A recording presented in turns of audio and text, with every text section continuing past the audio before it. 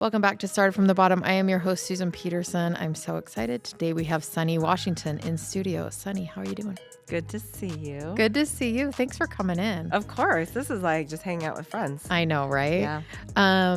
First things first, we need to get out of the way. Okay. The jazz coach is hot. Yeah. I know that I saw it. You had to warm up to Yeah. it. It was like What's his name? Will Hardy. Hardy. Okay. Yeah. The jazz coach, Will Hardy. He is hot. He is hot.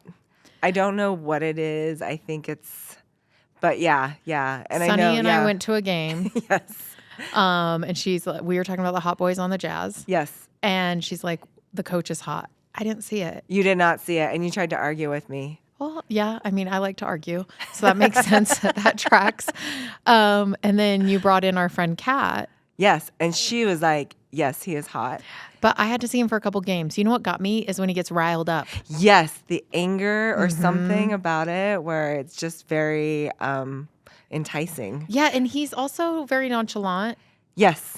in how he dresses. Yeah, he's not blingy. No. He could be a return missionary from anywhere. Yeah. Right? Yeah. Totally fits the Utah vibe, but Yeah. there was something about him commanding the team Yeah. and owning it. Yeah. I want to start a brand called Mills for Clarkson. Mills for Clarkson. Mm-hmm. Is it like something I can Jordan. join? Yeah, you don't know. Yeah, Oh, you're the okay, founding yeah. member. Actually, we're going to need some money. So if we could raise some money. Okay, Sunny. done. Yeah, no. Anyone can join Okay, yeah. as long as you're a MILF. As long and I had been told I was a MILF. Oh, you're 100% a MILF. Okay, yeah. Yeah. My daughter, she told me that some boys in her class said that I was a MILF. Oh, you're teenage boy certified MILF. Yeah. Okay, Oh, that's so, different. Yeah. That's like a high certification. Well, the two boys that were in the car when she told me that story, they both looked up at the same time and said it wasn't me. So. Okay, well, they don't count. But if you can get a teenage boy certification for Yes. your MILFness, it's better than self-appointed MILFness. Yeah. And Yeah. is it like just a verbal, like, Yeah, no, it yeah. doesn't have to be. No, there's no process. It's just like, oh, a boy said that, stamp. We'll stamp you're in. it. Yeah. You're in. Pay your dues. So I feel like we need to make shirts that say MILFs for Clarkson. Oh, done. Yeah. Done. 'Kay. Yeah. I have Okay, a and then we shirt go to guy. a game. Yeah, and then we go to a game. Yeah. Okay. And we maybe make signs. I don't know. I Sure, just feel like this needs to be a absolutely. movement. Yes. We can sell this. We can sell the shirts outside the game. But if they have little pockets in them, so then you don't have to take your purse in. Oh, amazing. Okay. Smart. Yeah. Yeah. Functional too. Yes. Okay. I just wanted to say you were right. I was wrong. It's okay. I Will didn't Hardy see it is right hot. away either. He's like he sneaks up on you. Yeah, but once you see it, you can't unsee it. It is so true. Oh my gosh, so true. Okay, Sunny, how did you get started How did I get started? I don't know. in your whole career? In my Let's- whole let's career. take it back. I mean, I started out in banking. I was a teller. Wow. And when I was in college, like a part-time teller. And we got a bomb threat. I don't know. So there's this U.S. bank that was in Provo that was it was a car wash. They turned it into a bank. Okay, I know exactly which Yeah, bank yeah. you're talking about. So I was working there part-time. It is now back to a car wash. I don't know. I saw that. Is it? Yeah, which was weird. That is weird. Yeah. So I was a teller. There was a bomb threat. My manager quit because of the bomb threat. I was graduating like 2 months later. I got the branch manager job. I thought I'd work in banking. While in college, you become the branch manager because know. of a bomb threat? Yes. And actually, I think about that all the time. I'm like, what was that organization thinking? Why would you give a 20-year-old that much responsibility? Yeah. Yeah, so wild, but I was very mature for my age, Sure, clearly. sure. So. Sure. So I always thought I'd be in banking. And then I was going to move out to New York with some friends. September 11th happened. So the banking job opportunities dried up there. And so stayed here and started working for various tech companies. I worked at a company called Certiport that was started by a bunch of ex-Novell people. Lots of those around here. Yes, Yeah. yes. And so kind of got into that, then went to Instructure as employee 7. And, was there until right before the IPO. And then I started my own company, thought I could do it myself. So it's just kind of like a series of, wherever Yeah. you go. Yeah. What was your first company called? So it was called RGSAT. We rebranded to Because Learning. And it was a STEM education company, and we worked with a partner out in San Francisco that built and launched tiny microsatellites called CubeSats, and we had a payload on them where we would run student experiments. And so it was really cool. It was really nerdy, and I got to do hardware and software, stay in education, work in education. But it was hard, being an early employee and being a founder, I think, are two very different experiences. Yeah. And so I thought I knew what that experience was going to be like, but I didn't really know it until I went through it. What was like the biggest surprise? It's so funny because when I started Because Learning, we raised money. I was just like, well, everybody's raising money. That's just what you do. I actually didn't know how little capital went to female founders. Mm. And I almost wonder if I would have known that, if I would have maybe chosen a different route or maybe not even done it. So I didn't know that. So that was a surprise of how much that was going to be a challenge. It was challenging to raise money? The first round was not as challenging. Subsequent rounds were very challenging. Very challenging. Yeah. Why do you think it's because you were female? I think it's a combination of things. I mean, it's never going to be just because you're a female.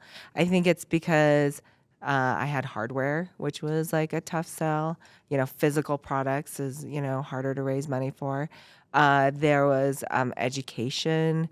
They didn't get the spacing. You can make a myriad of decisions, or have a myriad of decision points on whether or not you invest. But there were deals that were happening to companies that were similar in my mind, like maybe selling hardware as well or selling to a different type of a slower market. And they had no problem raising money. So I couldn't help but compare myself and on some of the difficulties that I had. That's so interesting. Is it hard to not be resentful? Sure. I mean, of course you're resentful. I have a co-founder now, Zach, and he says that I'm driven by spite. Yeah. Spite driven. Yeah. And so there is like a part of me is like, I'm going to remember how you treated me, or I'm going to remember how you did this. And I'm going to, and I think there's a great feeling in revenge success. Yeah. Like Beyonce says, best revenge is your papers. Yes. So, I hope to get that someday. I mean, we're just jumping ahead or over. Okay, I don't sure. know. Yeah, let's go all over the place. What does need to change for women to raise money? And how do we change that? I'm in product, so it's totally different. And I have fabulous investors, and I kind of just honestly stumbled into them. Right. I feel really lucky, and I'm seeing a lot more girls in Utah in product raising money. Good. But in tech, what needs to change? I mean, I think it's a lot of things. I think, number one, I think there is this, you have to really reflect and be like, is your company the type of company that is venture backable and being realistic about what are the metrics that people look for?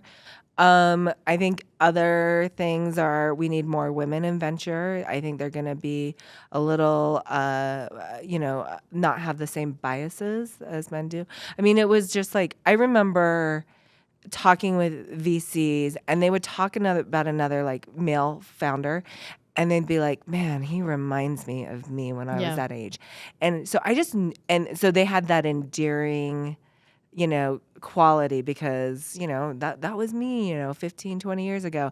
And I knew that no one I was pitching to would ever be like, she reminds me of me, So I think it would be great to have more women in venture. I think alternative ways to get capital is good. So like Stephen Walter and Kayla Worthen launched Paintbrush. So you can get $50,000, like friends and family type money to start a company. I think that's fantastic. So I think that there has to be a lot of things. I don't expect it to change that much because, we've been doing this a long time, and that 2% number has not increased significantly. Yeah.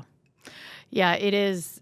It's frustrating as a female to kind of get pats on the head sometimes. Like, Yeah. good job.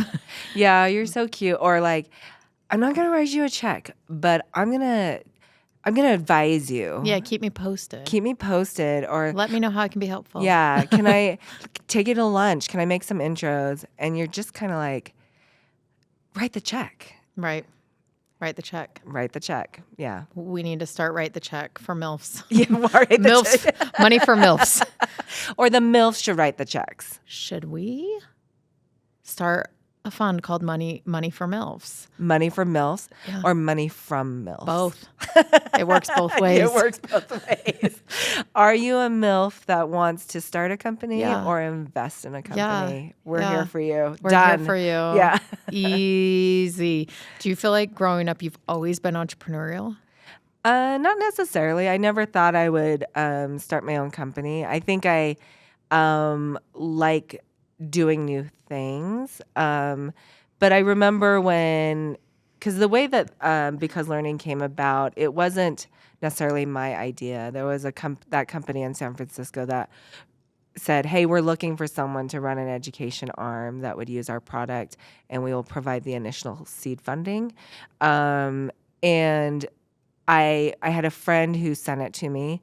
She said, you need to apply. And I was at past 4 years at Instructure, so I was ready to go and do something else. And she said, you need to apply.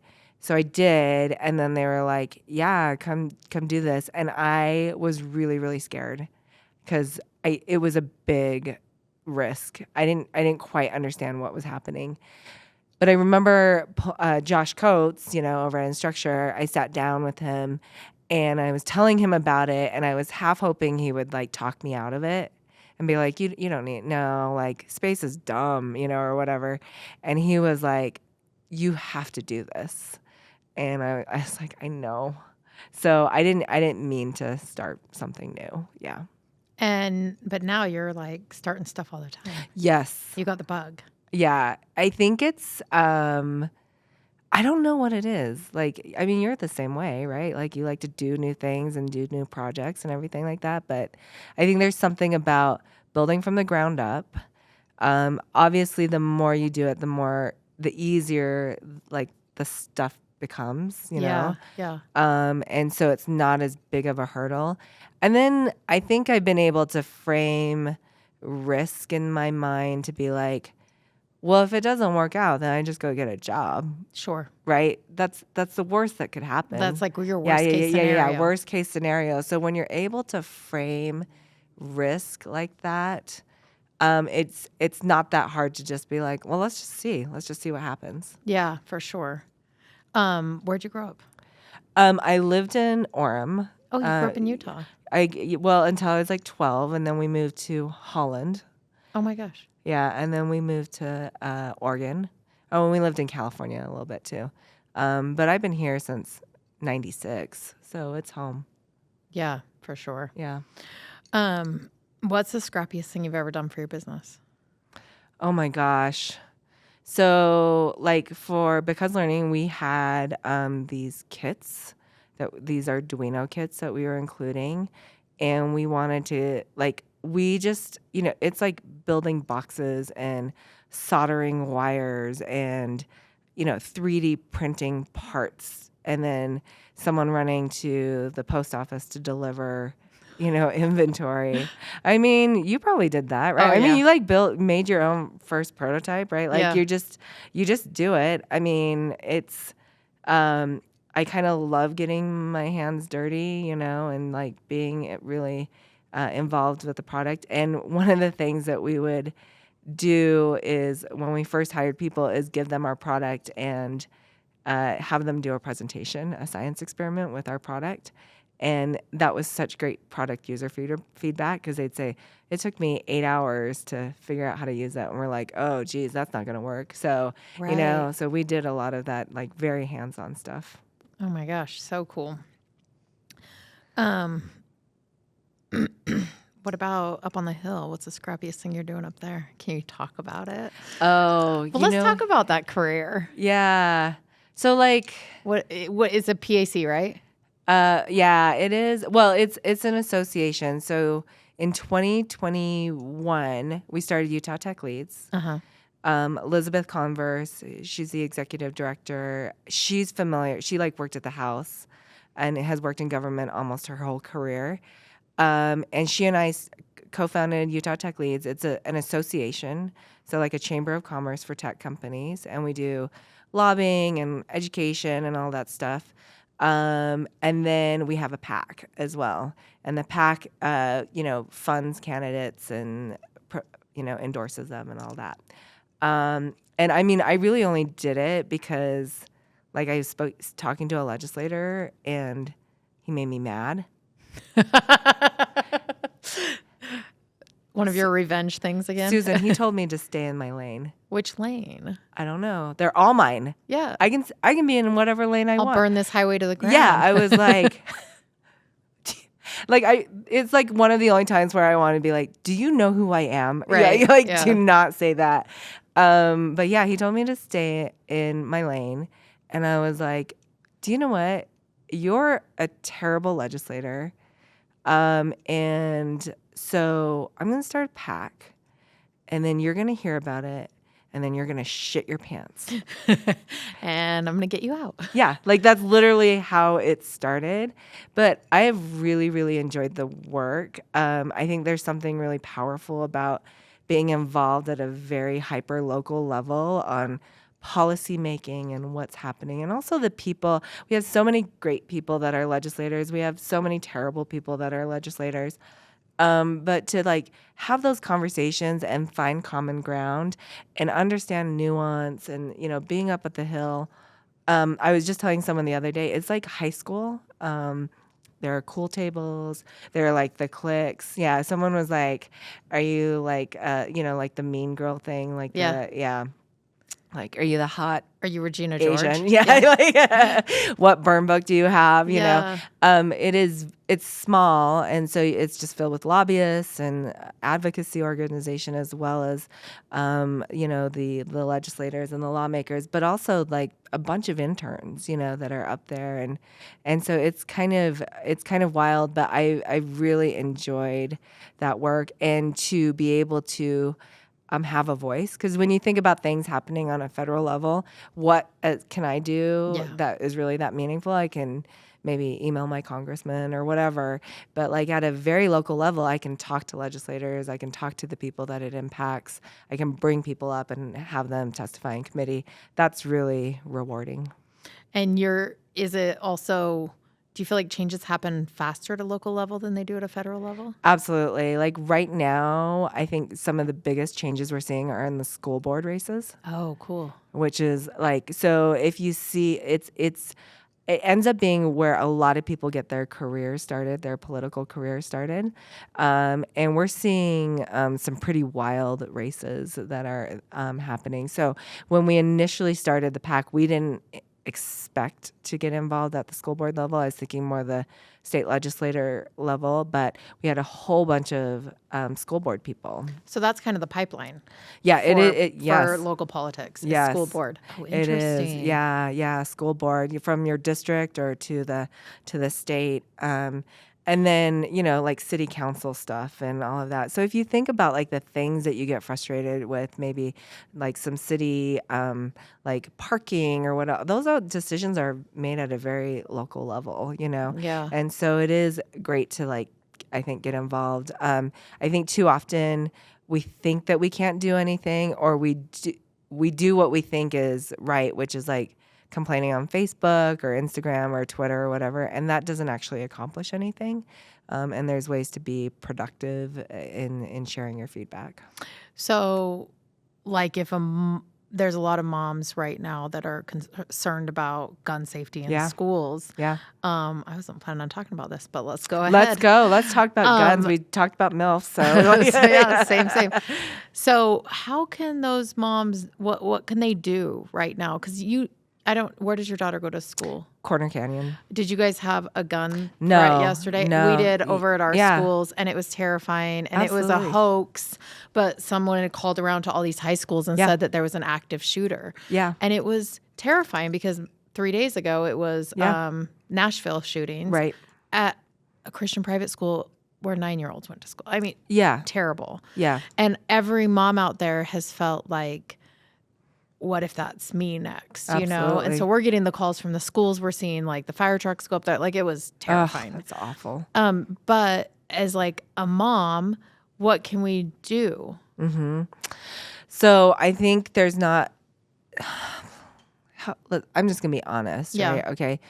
There, for a lot of people, there is hesitancy to take a stand against guns because it's risking your political career.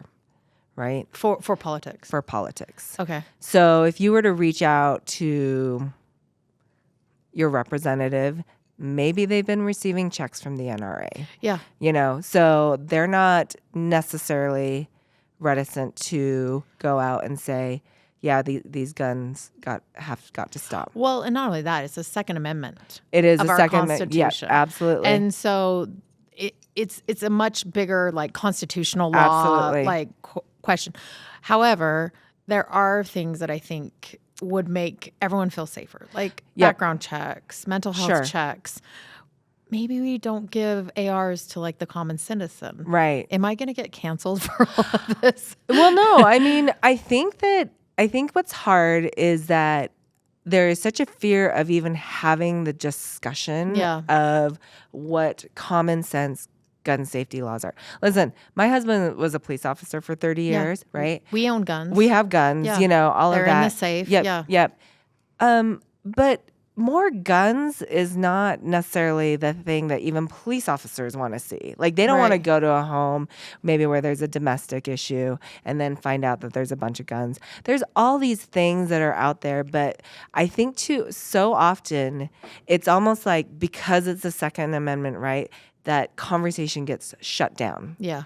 And it can't be just conversations. It has to be some sort of action. So there are groups that are, this is what they do, you know, and they might take it from an angle of mental health. Or we've got what I saw in the budget, or, you know, this last year is plenty of things to keep schools safer, you know, like bulletproof whatevers, you know, to be in their schools. That was, you know, an item that I saw proposed in the budget. So there are a variety of ways I think that we can go about it. I think the challenge is, so here's what I think. I think most people agree that we need to keep our schools safe, right? Yeah. That parents should feel comfortable to send their kids to school and kids will be in a safe environment. Yeah. Everyone, I think, can agree on that. Everyone can agree.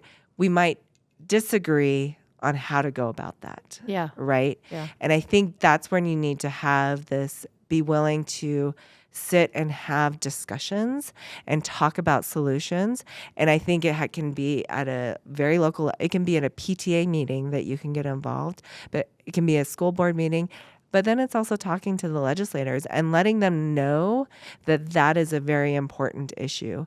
Based on what the types of laws that I saw passed, you know, this last session, there's over 500, you know, plus signed into law. Gun safety was not the priority.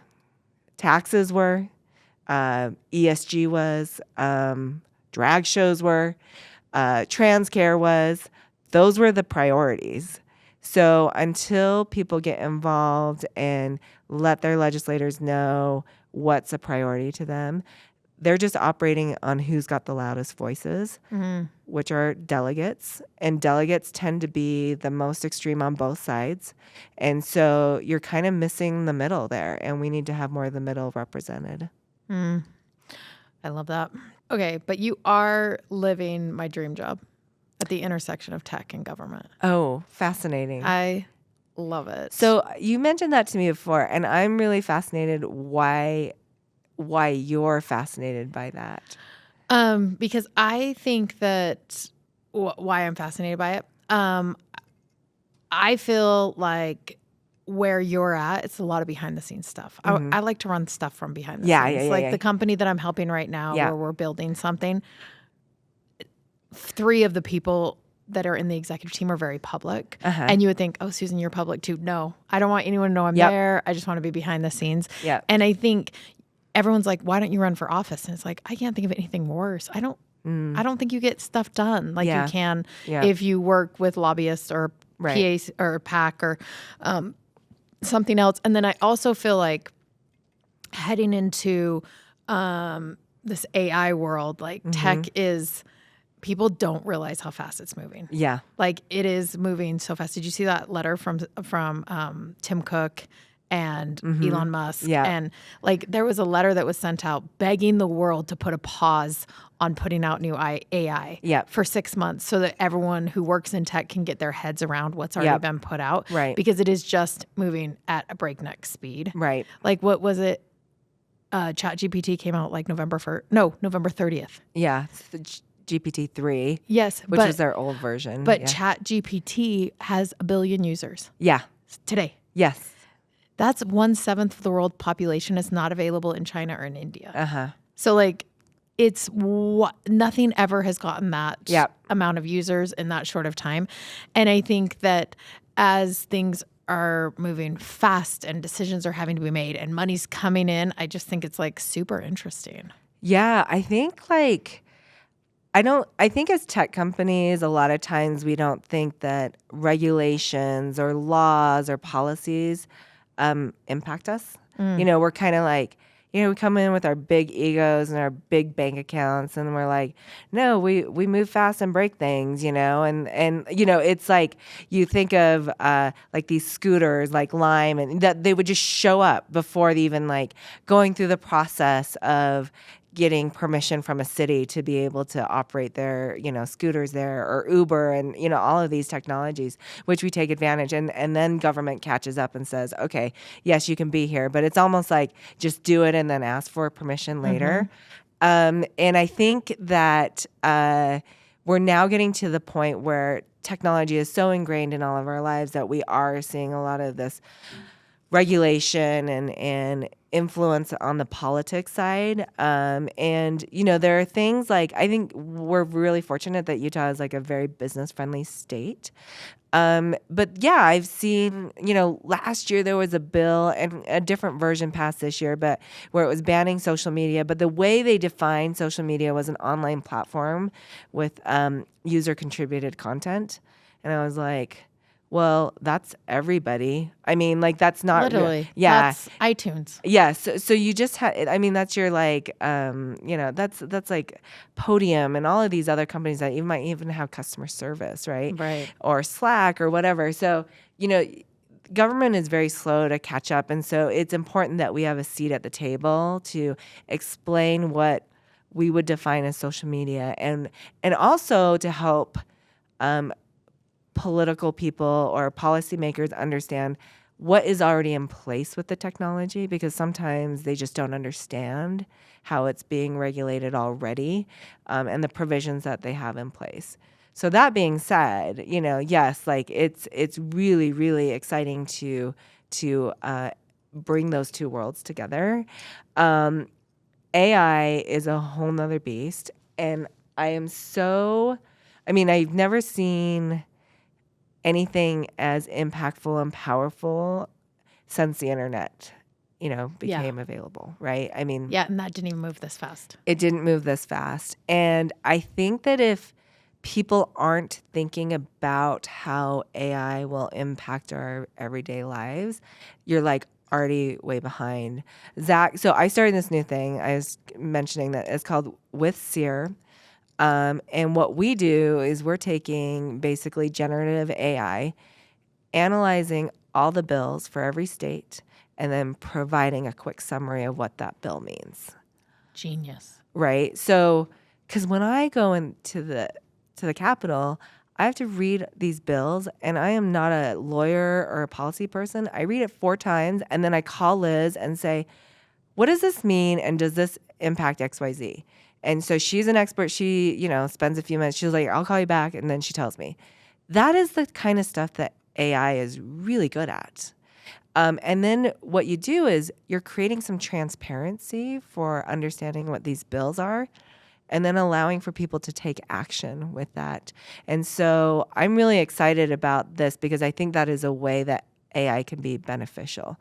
But some of the things that we think about are, what are the guardrails in place? None. Right? What are the biases that might show up in AI? Those are things that we have to grapple with and be intentional about. Otherwise, it just becomes this thing that I think a mess to clean up later. It already is. Sure. Yeah.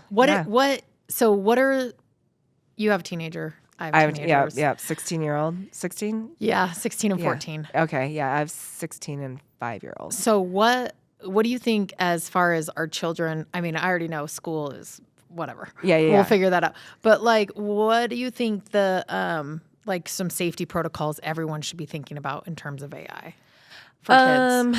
Gosh, it is so hard. Have you struggled? Like, I used to like go through my daughter's phone and like read everything, and then my feelings got hurt every night, right? So like, and then I tried buying like bark and some of these things, and and then like half the time it would break her phone. Yeah. So I don't know if I'm an expert at any of this stuff, but I do think that we have like a few rules. Okay, what are your rules? You're not allowed to text or message anything that you haven't already said in person. If anyone messages you, what do you think about so-and-so? Like, shit talking's not allowed. Okay. Yeah, that's all. Smart. Yeah. Simply because of screenshotting. And, yeah. And I told her about a couple of my friends who've had like lawsuits, and literally you can pull, like someone pulled Snapchats for the last like 6 years. Mm-hmm. Like people just really them understanding their digital footprint and what that means. Yep. Especially for algorithms and what content they get fed. And then, just being super open and transparent around our walls falling down. Just really like, what porn did you guys see this week? Like just trying to understand what's happening on their phone. But yeah, I can't go through my kids' phones at a level that would not make me crazy or would make me feel safe enough. Yeah, I think those are really good rules. I think what I don't know what the right answer is. For AI? Yeah, a lot of these tools that kids are using now, yes, there is some AI, like TikTok will, with their algorithms and all of that is built in. But like I can't even keep up with the way that they're using technology. And I think that the one thing that I have realized is that I can't prevent her, I can't be like, you can't use this, because like the minute she turns 18 or the minute that she's out of the house or that she will find a way.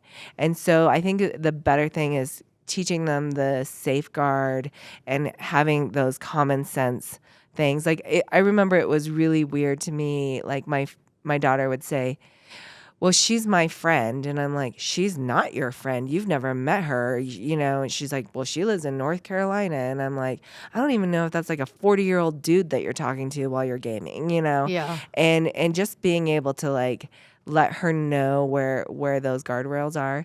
I use a lot of fear. So like anytime I like see a scary story, I'll text it to her. How's that working for you? Yeah, I don't know. I'm like, I know she's gonna need a lot of therapy. So, that's all right. Yeah, but it's hard. I think it's hard because we didn't have the same access, and I still feel like I'm not on the latest or whatever. I think if you're a mom, get on the platform that everyone's talking about. Yeah. Try it out for yourself. Yeah. Like as soon as ChatGPT came out, I was like, oh, this is changing essays. Like no kid's ever writing an essay again. Right. Ever. Right. Or they might, but they're not that smart. Right. So I get in there and I'm just, every time a new technology comes out that I hear the kids are on, I get on and I play around with it. And I see, where do I end up as an adult who's discerning? Yep. And then if I end up, sometimes on TikTok, I'm like, how did I get here? Yes. Like how? And you try to back out of it and see like, what did I like? What did I do? But just understanding like how quickly things can turn or where it's heading, I think is really helpful. Because then as you talk to your kids about it and try to explain to them like, you know, you don't want to do this on that platform. You're speaking from an experience place instead of a fear-based place. Because we can read anything about anything, you know? And my kids, I'm just like, you know, don't do these drugs. Yeah. You can't come back from those. Yeah. Right. And don't look at this kind of porn. Yeah. You can't look like, and please don't look at porn at all. But just like if you fall into either of these traps, like. You just know that they're going to see it. Yeah. Oh, yeah. Because what is the average age now? Like 8.5? Yeah. Like there's just no way that they won't. Yeah. Right. And so you have to have that open dialogue. Yeah. You have to like let them, like teach them some life skills. You know, the best thing you can do when you're always taking away or preventing or keeping them in that bubble, when they get out, you know, whether you know it or not, you know, not being able to give them, you know, some skills on how to handle it. It is wild to me, the amount of access that kids have, you know, and I remember at one point, you know, I was frustrated with my daughter. Like I didn't want her on Discord. And so like I was researching on how to shut that down and delete it from all of our computers and blah, blah, blah. And then I discovered that then they just jump on another chat. Yep. You know, it doesn't have to be Discord, but they're all just following each other. And it's just, I couldn't keep up with it. So, you know, you just have to teach them good skills. I think that making sure that they, if they can't say it to someone's face, then don't write it down. I think that's a smart one. I'm going to use that on my kid. I feel like communication is going by the wayside with these younger generations. Yeah. They don't communicate as much as they need to. I feel like an old lady too right now. I know. Back in my day, we used to pass I'd have to call someone's house and talk to their dad. Well, my daughter's volleyball club, when they go on tournaments, they take away their phones. Oh, interesting. Yeah. That's actually smart. Yeah. The coach collects them. Yeah. Because you want them to be dialed in. Yeah, and they want the team to bond, and then they get like a half an hour in the morning. Be with the person you're with. Yeah, and then they give them back. And I think if there's an emergency, you can call the coach. Yeah. I mean, if I tried to do that, like, you know, but the coach does it, great. You know. Yeah. I also think don't use. I don't know. I'm not an expert. I only have 2 kids, and neither of them are crisis level. And so this is coming from a mom who, like, we're not dealing with that hard of stuff. But like we don't use the technology as the discipline, because it's like I need to get a hold of you. That's why you actually have a phone, is so I can track you and I know where you're at and I know what you're doing. It's for me, not you. Yes. So I would be grounding myself if I took the phone away. How much do you use Find My Phone? All day. All day. All day. Yeah. Where are they? What Yeah, are they exactly. doing? Exactly. Why are you there? And that's so great. Come home. It would not have been a good scenario for me at that age. Me too. I'm so happy that technology came after I had my teenage years. How do we get more women into STEM? I've been having this conversation a lot, specifically in Utah, because you and I are both living here, and you know, I mean, like, does it start at the high school level? No, it starts, I think, second grade, as young as second grade. Okay, it really does. I mean, I heard my 4-year-old. Well, when she was 4, she said she didn't like math. And I was like, you don't like 2 + 2? Like what? You know? And I think it's just something that she hears people say on TV. I think it starts so young, and there's so few examples of women building. So, you know, if they're like, hey, be a coder, and then they see a bunch of like, you know, skinny guys, you know, not super cute, wearing their, you know, company t-shirt, you know, you're like, that's not who I want to hang with, you know? So I think it's just a different phrasing for girls. I do know that the state did fund so that $8 million this year to bring computer science to every high school, which is great, but that's starting late. You know, we need to start really early. And, you know, a lot of those decisions are made in elementary school. What kids want to do. What kids want to do. And then I think for girls too, you know, a lot of girls are driven in their desire to do something based on like the purpose. You know, so it's like coding an app, but if it was code an app to like solve world hunger, like that's how you get girls interested. Interesting. Yeah, it's a different mindset, but we don't cater to that very often. Yeah, I was telling someone recently, I'm like, also women just think about raising money totally different. Yes. Like my friends who have raised money, they're like, I remember one girl was like, so wait, when do I pay it back? And I'm like, no, that's not how it works. You know? Thank goodness. Right? Yeah. But like, I think just also the relationship that some women have with money is very different than the relationship some men have with money, or the way that that's been modeled and explained to men where it hasn't been for women. Yeah, actually, there's a great group called She Money. It's run by Jackie Zahner, who was a partner at Goldman. And her whole thing is to teach women how to talk about money and build wealth, because we don't want to talk about money. Yeah, when I came out the gate and people were like, why do you do Freshly Picked? I'm like, oh, because I want to make money. People were like, what? What are you talking about? You can't talk like that. And I like Like money. more money than your husband? Yeah, no, I like money and I want to make money. Yeah. And so I also think it takes both. Like you also have to be able to see it. Yeah, absolutely. I think that we're getting better, but I do think that there is still a lot of the cultural stuff that is still ingrained in like the way we teach and the way I heard a terrible example. There was a school in like Utah County, a district, where they had more kids that signed up for computer science than they had space for. So the school counselor went around to all the girls and encouraged them to take dance. What? Yeah. Yeah. So it's like, we riot at 9 a.m. tomorrow. Yes. Like, let's well, go. this happened a while ago, but you know what I mean? Like where you're just like, oh, okay. So even if there was the desire, you encouraged a different path. Yeah. Yeah. So just encouraging the kids at a young age. Yeah. And I think there's just like exposure. Like my daughter, like the great thing about when I started my company was that she got to be the guinea pig on everything. And so she just has no problem sitting down at a computer coding or building, some light show using Arduinos. Like that just became second nature to her because we gave her all that exposure. If you have it around the house and you sit down with your kids and do it, I think that's a great way to do it. I think if you encourage your talk about like, when even like, let's say they want to be a YouTuber or whatever, because apparently that's a career, but like, it's a good career. Yeah. But like how you edit videos and how do you do graphic design and all these other things that come into just putting that type of a production together, that is STEM, so allowing to have that outlet for seeing what the creativity and how they would do it. Love it. What's one lesson that you learned early on in your career that is still true today? I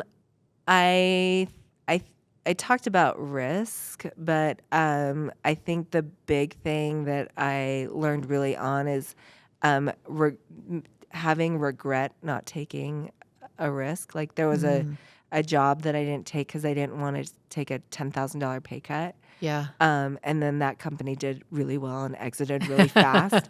And I was so angry at myself that I knew that I was never going to make that mistake again.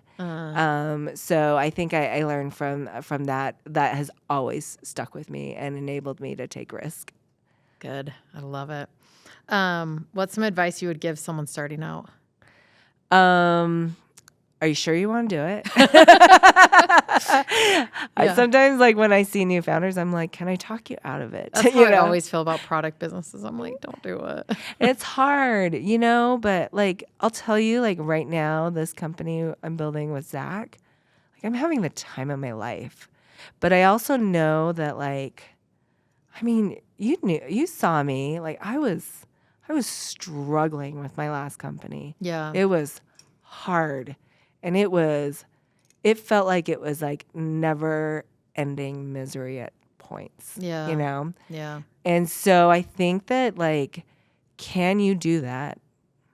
Are you willing to have all that responsibility fall on you? Yeah. But then, like, when it works out, it's so amazing. And Every founder I know has that story. Yeah. Like no one has had the fun stuff without The hard stuff. the slog. Yeah. Yeah. Yeah. Yeah. The hard stuff is your lows are really, really low. And it very isolating. Very isolating. Yeah. I don't know what it is about this time around. I think it's because I'm going in with, more experience. Do you feel like your family's deleveraged? Yes. I feel like that always helps. Yeah. That always helps. And also that, I don't know, like some of it's feeling like secondhand, and then there's good things like, my gut, my instincts are telling me like this is the right direction. Yeah. Or there's an opportunity here. Fundraising has been a totally different experience, which I never thought it would be as seamless as it has been. So all the pieces are falling into place. Yeah. I think though you kind of, for me, I had to learn, I had to get in that like slog and really be super honest with myself to be like, oh, this is what I'm good at. This is what I'm not good at. So I'm never going to try to do the stuff that I'm not good at anymore. Right. I'm only going to stick to the stuff I'm good at. Yeah. And it just makes it easier too. It does. And then you start to develop this empathy for other founders, where you meet them and they're like, you can tell me it's hard and that you want to burn the whole thing down, and that's okay. And I know you're not going to, and you don't have to be on because I'm not an investor or I'm not, a potential client. Yeah. Just like you or can your be friend real. That's hoping you're going to fall flat on your face. Yeah, no, you just be real. Yeah. Just be real, and that's okay. And I think that that's what's been nice, especially I think in this Utah economy and this whole community is having people like you and other people where I'm like, oh my gosh, it sucks, right? Yeah. I hate that guy, don't you? But look how hot the jazz coach is. Yes. Yeah, we're multifaceted. Yes, we are. Yeah. Okay, let's jump into some rapid fire. They always end up tangent. I'm going to call them the tangent questions. Who's your business crush? I looked at these questions and do you hate them? Do I? Do you hate my questions? No, but I feel like I should have, because I'm like, who do I have a business crush on? Oh, I think I think I could definitely have a crush on like Oprah Winfrey. Yeah. Yeah, she's killed it. Yeah. It's hard not to have a crush on her. Yeah, she is just fabulous what she's done. Taylor Swift has like the way that she's managed this Midnight's release and her concert. Well, so you went. I went. It was incredible. I can't go to a sporting or concert. I can't go to those without being on my phone the entire time with my calculator out trying to figure out how much everything costs. Oh, do you do that too? Yes. Do you go and say, how many does this stadium seat? And then what's the average ticket price? I do that at the nail salon. Yes. Yeah. Oh my gosh, what weirdos we are. I know. So it's hard for me to actually enjoy a concert. Yes. Yeah, because I'm figuring out the money piece. Yes. Yeah. And this is amazing. Amazing. But I didn't pull my phone out the whole time. I was totally entertained. So I honestly saw your post and then I was like, am I the worst mom for not taking my dog? Like it didn't even occur to me to like everybody went to Vegas and it was so fun. Yeah. What a great I think that's the kind of stuff your kid's gonna remember forever. Yeah. But also to put on a multi-generational concert. Yeah. That like my daughter enjoys, I enjoy. Oh, yeah. I saw grandma next to me. She was enjoying it. This like drunk couple behind us was enjoying it. Her boyfriend kept falling asleep. Oh, what a weirdo. Like what? He's like, this is a boring song. I'm going to sleep for this one. Wake me up after it. So I can get this 4-minute nap. But everyone was enjoying it. And I'm like, she has figured something out. Yeah, and you think about how young she still is. 32. Yeah. That's incredible. Yeah, no, she is. And the release, the concert, like they say she's going to make $600 million off this concert, just the U.S. leg. Oh my gosh. Did that work into your calculations? Well, yeah, no, I pulled that up. I was just trying to figure out per concert. I think she's making 10 million. But she does 3 hours. 3 hours. Yeah. Okay. And then I always think about like what piece everybody else. Well, I think net she's pulling 10. 10. Yeah, I think gross is 600, and then I think per concert. That's not a bad night. No. Yeah. No. And she was. Yeah, it was the whole stadium, 60,000 people. That's insane. And like the people were like clamoring for tickets, and you're driving the Yeah. 5 hours to get Yeah. there, right? Yeah. With no tickets. Lucky girl that night. And Charlie and Ryan called it Swift Lock because the whole city shuts down. Really? Yeah. Why Like, did she not come to Salt Lake? too small. We would love her. I know, but we're too small. She only does 60,000 plus. What's arenas? the Delta Center now? 28 or 30. Oh, really? Yeah. Oh. Yeah. So we're too small. Okay, so we need the Millers to build another. Yeah, or Ryan state. Smith, someone. Yeah, could you please, so Taylor can come to you. Yeah, well, I really want Ryan to pull a baseball team in. Ryan, if Which you're one? listening. I don't know. The MLB has said that they could add 2. Okay. But also there's a ton of distressed teams like that probably could move. So not NFL? I don't know. Do you think we could do NFL here? I don't know. I think the Sunday play is the hard thing. Yeah, I think we could do hockey and I think we could do baseball. But we're a small state. Like, we are what is a small it, 3 state. million here? Yeah. 3.5? Yeah. Yeah, we're small. I know that at the point, where they're doing that development, like there is a desire to put a stadium in there too. Yeah, that'd be amazing. Yeah. I just think the Jazz he's done such a good job. Ryan Smith has done an amazing job with the Jazz. Yeah. Getting like good coaching staff, bringing in the hot coaches, number 1, hot players, number 2. Ryan is hearing it. With the arena, it's been amazing. And now ticket prices are up. Yep. Naming rights are up. Like everything has increased in value. Yep. And it just took him being there. I mean, the Millers did an amazing job prior to him. But he's really breathed fresh life into it. Yeah. And so I think he could. Okay. I think he could be our sports guy. Okay, so 60,000. Yeah, that's all we need, stadium. and then Taylor will come here. Yeah. Okay, Yeah. done. Yeah. Do you want me to ask the legislature? Yeah. Yeah. Well, I mean, the Allegiant Air Arena, it was only like $1.9 billion. That's it? Yeah. We have a state budget of $28 billion. Okay, so this is like nothing. Easy. What doesn't get funded? Education? I don't know. Yeah, right. Right. Okay, so Oprah, she's our business crush. Yeah. Are you early bird or night owl? Early. Really? Yeah. You like a routine? Absolutely. I appreciate it more as I've gotten older. How old's your youngest? She's 5. Yeah, so you still need alone time. And I do need it. time. Yeah. So she definitely goes to bed at 8:30, so I can have like 2 hours by myself. Yeah. Yeah. And then you get up early. Yeah, because you know how your teenagers won't hang out with you. Oh my gosh, teenagers and my sleep schedule. Oh my God. I know, right? Because they stay out so late. So late. And so then you have to stay up, but then I've got this 5-year-old that's waking up so early. So I feel like I don't get sleep. Yeah, no, I think it's just a small time in our lives where that's going to be the case. Yeah. Any good books you've been reading lately? Oh, I read this book. Oh, I got to look it up because it's really, really good, and I actually think that it's useful for people to know about this. But I'm good friends with Troy Williams, who's over at Equality Utah. It's called The Coddling of the American Mind. Okay, I've seen this recently. Yeah, it's fascinating.